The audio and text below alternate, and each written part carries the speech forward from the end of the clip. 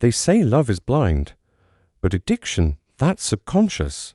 Have you ever wondered why some women keep going back to the same man no matter how he treats her? Why she can't stop thinking about him, even if he barely lifts a finger? Today, we dive deep into the hidden psychology how women get addicted to men without even realizing it. This isn't manipulation, this is human behavior, emotion, and biology all wrapped into one powerful dynamic. Let's begin. The dopamine trap. What happens in the brain? During attraction, unpredictability boosts dopamine role of intermittent reinforcement. Hot-cold behavior. How a man's emotional distance creates craving when a man gives attention, then pulls away. The woman's brain doesn't calm down. It lights up with wanting more. This is the same neurological loop seen in slot machines. A reward, then nothing. A crumb, then silence. It's not love. It's addiction. Emotional validation becomes a drug. Women's deep need for emotional connection. How some men mirror her desire. The illusion of being understood. Hook. He sees me like no one else. He listens. He nods. He says the right things. She opens up, thinking, finally, someone gets me. But this emotional mirror is temporary. Just enough to create dependence. And then he pulls away, leaving her chasing that feeling again. Trauma bonding.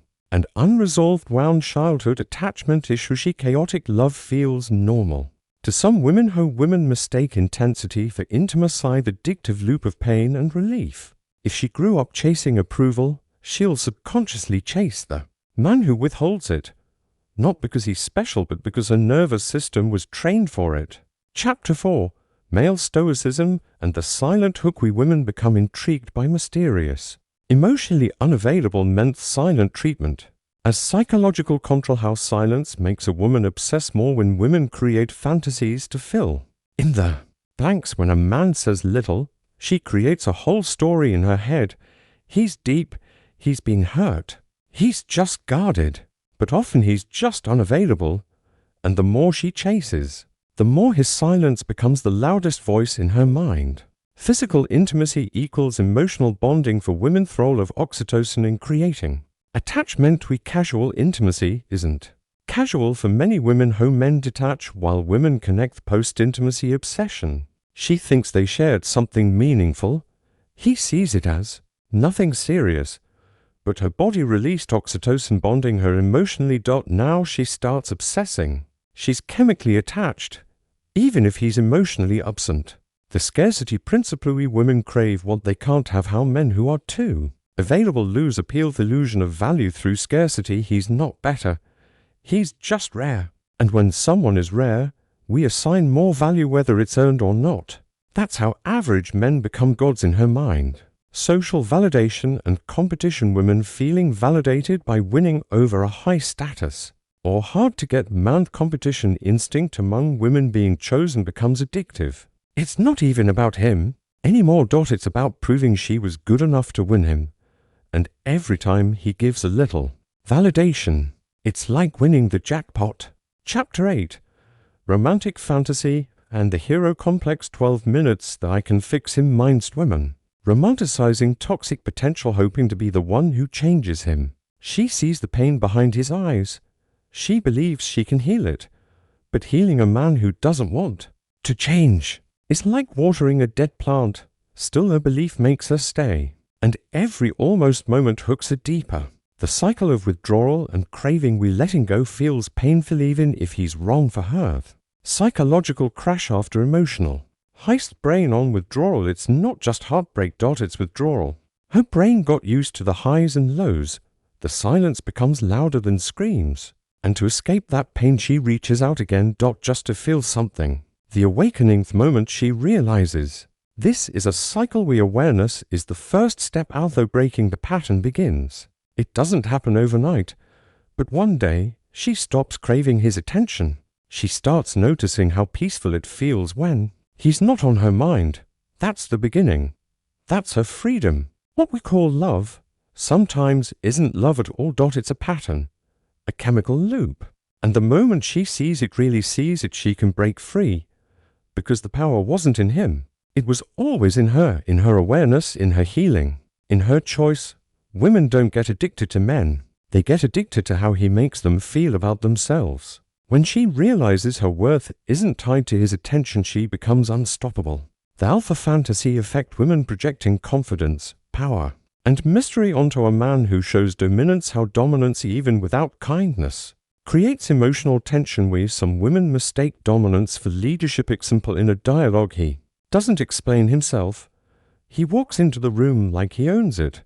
She watches how others react to him and assumes he must be valuable. In her mind, he becomes the alpha, a fantasy built on fragments. But the man in her head isn't the man in front of her.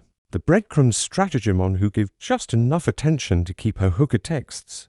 At 2 a.m., vague promises, occasional charm where her brain holds on to the hope he doesn't completely disappear. He drops breadcrumbs, a miss you message, a memory from nowhere, and she grabs it like a starving soul, not because it's love but because it's something.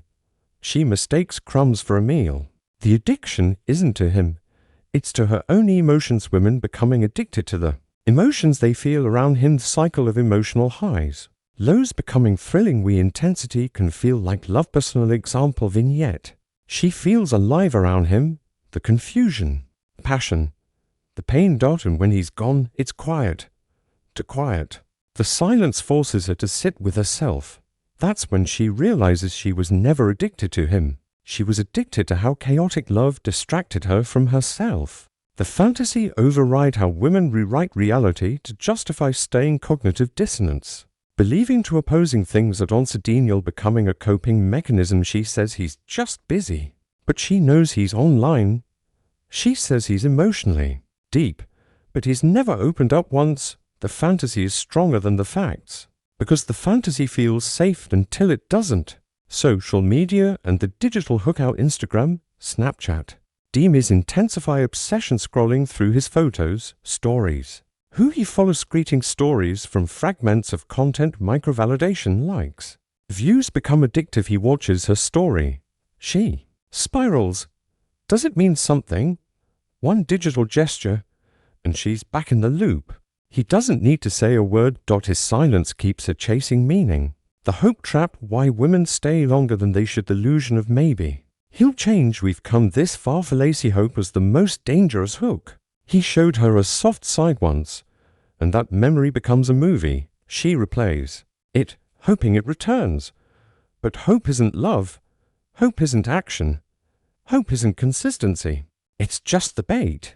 The turning point, when the fog lifts, the gradual realization that it's not real love. How her body starts to reject the stressful steps of self-awareness. Emotional detox process. One day, she opens her phone, sees his name, and feels nothing. No rush. No anxiety. No longing. Just peace.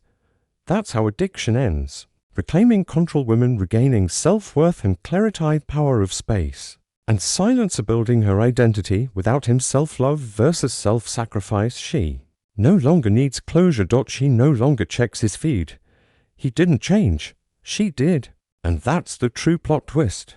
What healthy love actually looks like. Stability over intensity. Presence over chaos. Mutual respect. This emotional chasing, redefining attraction through emotional maturity. Love isn't supposed to hurt.